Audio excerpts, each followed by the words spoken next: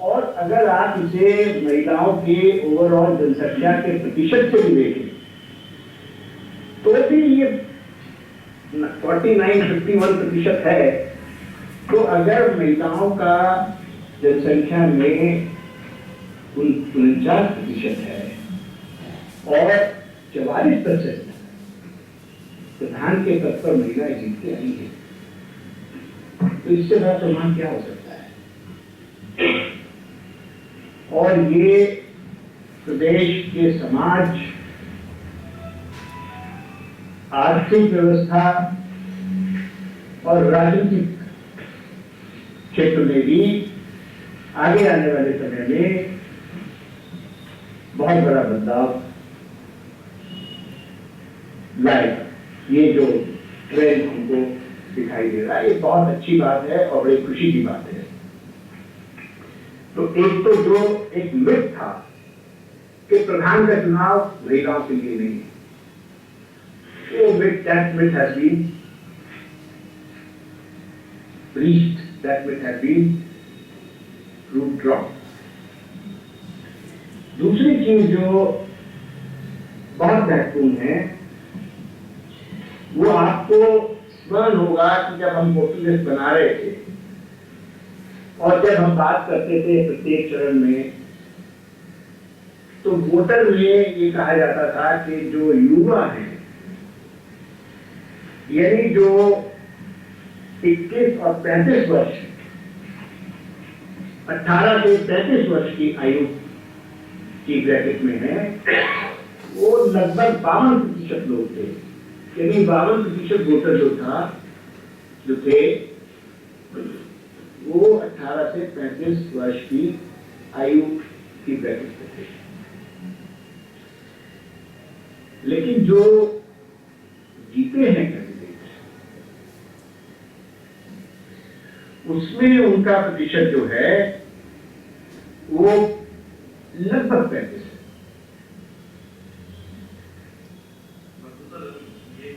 ये 52% वोटर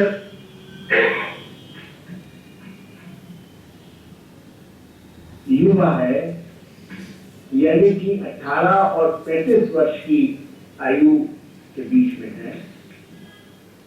लेकिन जो जीत के आया है, ये लोग जो जीते हैं उसका प्रतिशत 35 है। जबकि 36 वर्ष से और 60 वर्ष की आयु का जो ब्रैकेट है, उसमें जो प्रधान के प्रत्याशी जीत के आए हैं वो 60% लगभग।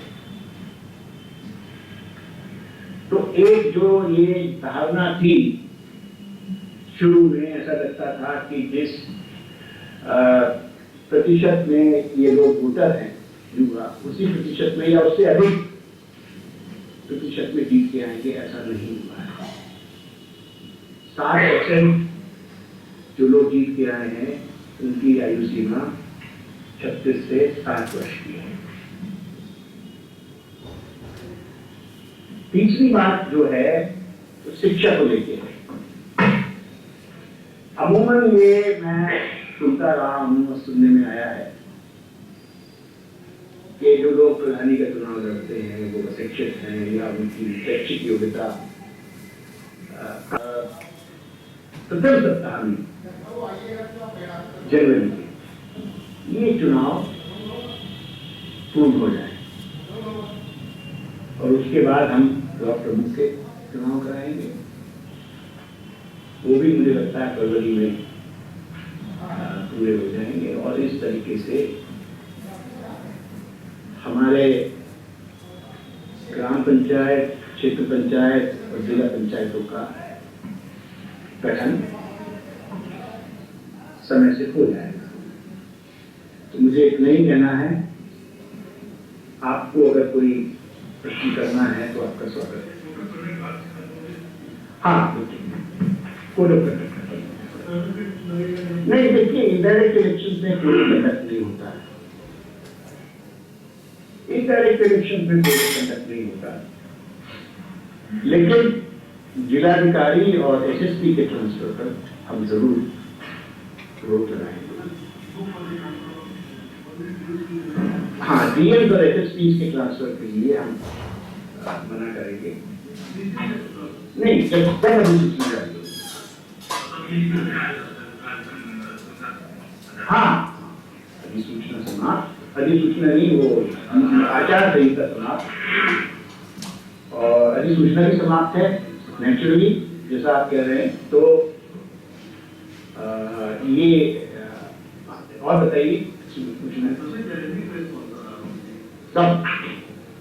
सब क्लियर चाहिए। नहीं, देखिए, जिस बच्चे को हर पेपर में अच्छे नंबर लाने हैं, उससे आप पूछोगे भैया तुम्हारा कौन सा पेपर अच्छा हुआ, कौन सा बुरा हुआ, है ना। फिर एक भी अगर बुरा होता है तो बुरा है, बाकी अच्छे हो गए, उससे उस बुराई पर पानी नहीं पड़ता है, उस पर पर्दा नहीं पड़ता है। तो आयोग को तो पूरा ही चुनाव कराना था। और कुल मिलाकर मैं मानता हूं, मेरा ऐसा सोचना है, लोगों का भी, लोगों ने भी मुझसे यही कहा है कि ठीक ठाक हो गया सर, बढ़िया हो गया।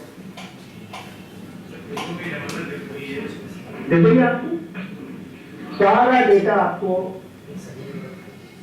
जितना मैंने बताया इसका 10 गुना डेटा। देखिए,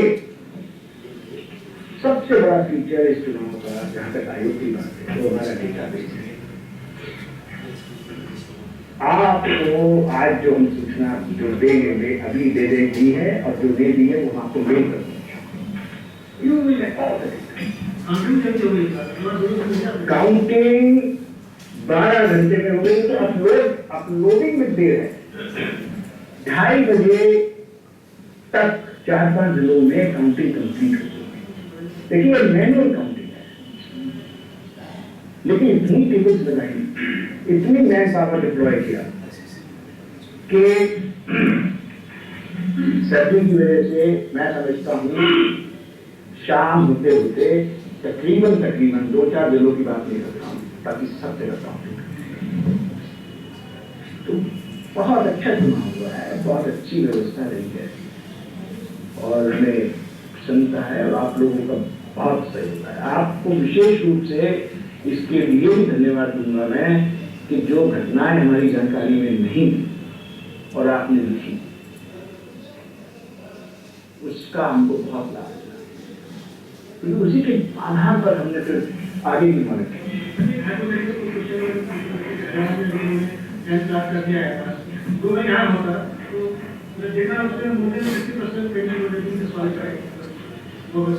देखिए, ये तो एक सोच की बात है। अगर आप समझते हैं कि शैक्षिक योग्यता और समझदारी एक ही चीज है, नहीं, सुप्रीम कोर्ट ने हरियाणा के केस में शायद उसे अपोज किया है, तो वो सुप्रीम कोर्ट ने ये कहा है कि हरियाणा की जो स्थिति है उसके हिसाब से जो उन्होंने कंडीशन लगाई है, ठीक है। नहीं, देखिए, मुझे ये लगता है कि डेमोक्रेसी को इन्वॉल्व होना चाहिए, कोई भी चीज फोर्स नहीं करना चाहिए। आप शिक्षा को बढ़ावा क्यों नहीं देते? आप नहीं, यहाँ फोर्स भी तो करते हैं ना, डिस्क्वालिफिकेशन अटैच कर रहे हैं। आप मेरा भी जानना चाहते हैं ना, आपका व्यू तो आपको पता ही है। मेरा व्यू ये है कि प्रजातंत्र में फोर्स नहीं करना चाहिए। बेस्ट तरीका यही है कि चीजों को इन्वॉल्व करें। आप शिक्षा का प्रचार करिए, प्रसार करिए, लोगों को और तरीके से इंसेंटिवाइज करिए। ये ना कहिए कि अगर आपने 10 क्लास नहीं पढ़े आप, तो आप तो ये नहीं होगा, ये नहीं होगा, ये मेरा सोच है। तो बताइए, अब आप बताइए मुझे 44% महिला कैसे जीत गई? तो उसके बावजूद 11% मर्दों के क्षेत्र में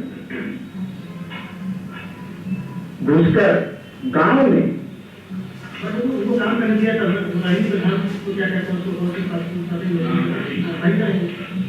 नहीं देखिए काम नहीं देखिए ये एक नहीं देखिए रूढ़िवादी ये एक नहीं ये ऐसा नहीं है जहां महिला कुर्सी पर बैठेगी ठीक है कुछ लोग उनके डिसीजन इन्फ्लुएंस कर सकते हैं वो तो मर्दों के घर वाले के डिसीजन इन्फ्लुएंस नहीं करते। आप मुझे ये बताइए जहां एक मेल पुरुष बैठा है किसी पर उसकी पत्नी उसके डिसीजन इन्फ्लुएंस नहीं करती उसके बच्चे उसके डिसीजन इन्फ्लुएंस नहीं करते। तो आप ये कैसे कह रहे हैं कि अगर महिला बैठ जाएगी तो उसका पति उसके डिसीजन इन्फ्लुएंस नहीं करेगा उसके बच्चे उसके डिसीजन इन्फ्लुएंस नहीं करेंगे। ये तो एक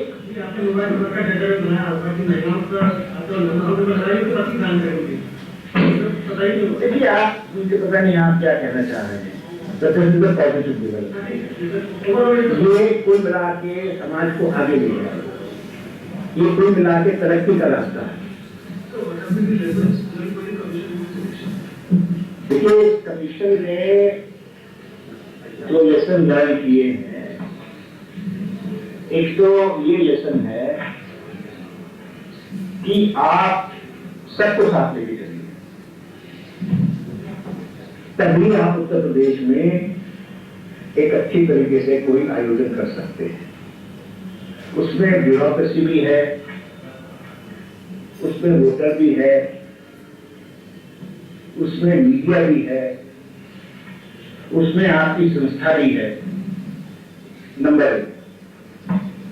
नंबर 2 आप अपने सिस्टम को पारदर्शी बनाइए छुपाइए नहीं कोई चीज खराब है तब भी फिर से मीडिया लोगों को वोटर लिस्ट इसीलिए हम ठीक कर पाए कि उसकी खामियां सबको दिखाई दे रही थी। अगर वो छुपा रहता जैसा कि पहले था तो करेक्शन ही नहीं होता। तो और ये जो डेटा हमने जनरेट किया है तमाम रिसर्च होगी तो ये एक लेसन है कि आप अपने सिस्टम को पारदर्शी बनाइए। तीसरा लेसन ये है कि अपने क्रिटिसिज्म को आप नेगेटिवली ना लें। अगर कोई बात कही जा रही है तो उसका आप संज्ञान लें। ये एक स्लैगिंग मैच नहीं होना चाहिए between media and this system की भाई आप गलत कह रहे हो ये नहीं है ठीक है गलत है तभी आप देखिए हो सकता है उसमें कुछ निकल आए। तो तीसरा लेसन ये है हम हमारे लिए क्योंकि इसने किया भी कि अगर कोई क्रिटिसिज्म है तो आप उसको पॉजिटिव लीजिए उसको संज्ञान लीजिए और उसमें जो भी करेक्शन करिए।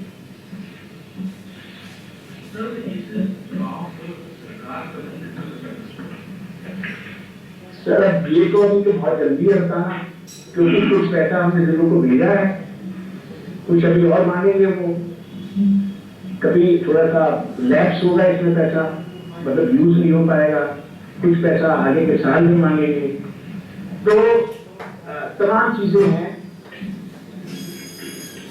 लेकिन मैं समझता हूं कि बजट नॉन इश्यू है